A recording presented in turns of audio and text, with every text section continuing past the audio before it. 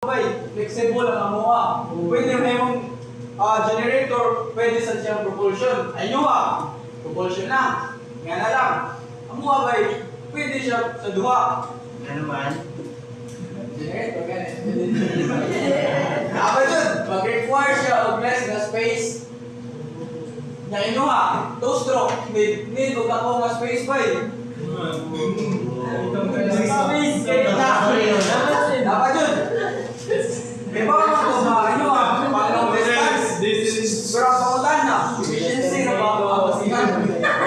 Dili, kaysa engineer ba, pag-best na, ang best engineer, magdepende na sa mission sa barko. May dili naman kay container ship from na natin diribay. Natay, ferries, roro ship, fishing vessel, yacht, patrol boats, tugboats, boats, yes.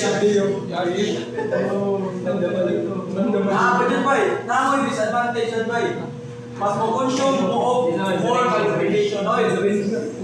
Mag-require mo large na space. So, gas kayo sa lugar, hindi butang na, butang na dahil gusto ka dinilip to. Iwan na.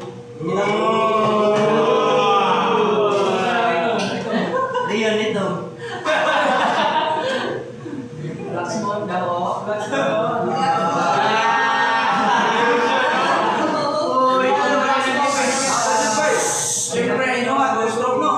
Vibration kayo nyo amo less ang vibration. Dana. Kahit wala natin. 5. 6. 9. Okay, break.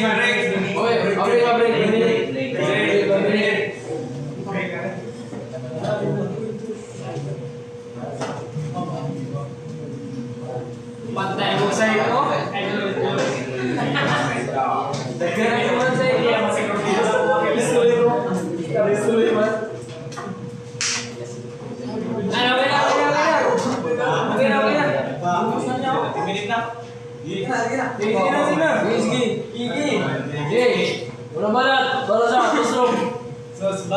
Four stroke yung bay, mas kami 2 stroke bay, family stroke, kaya kami mong step bay.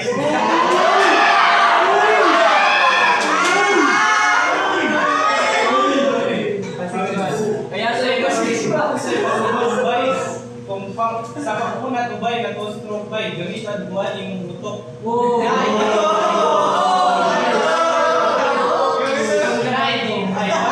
Direct fuel injection mo na nagagamit sa atong mga kuron na mas walang imong mas measurable ang imong fuel na na-inject sa imong two-stroke. So mas cleaner ang imong na-exhaust nga gas. Ang inyo na mga disadvantage, mababang fuel efficiency para sa long distance voyages kumpara sa two-stroke, mababang torque sa low RPM. Gamit ang imong four-stroke bike, makatuan ka na bike.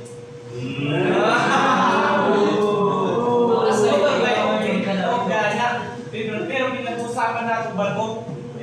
Nagbaling ka pa, pwede ka na lang mag-automotive.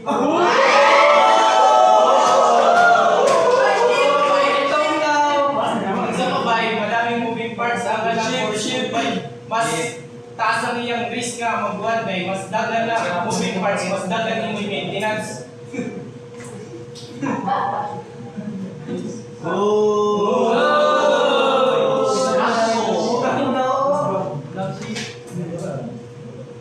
Pinakamahusay ang pag-uusapan ang pag-stroke ang pinakamahusay sa tinipid ng Clodo at Real Trinidad sa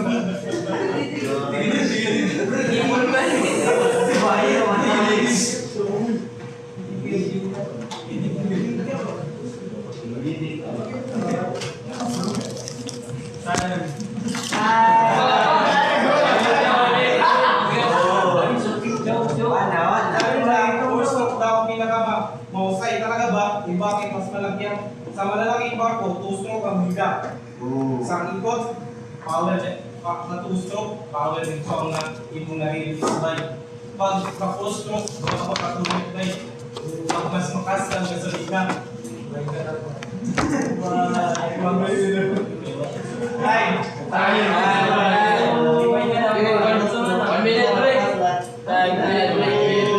Ito perfect. Flores.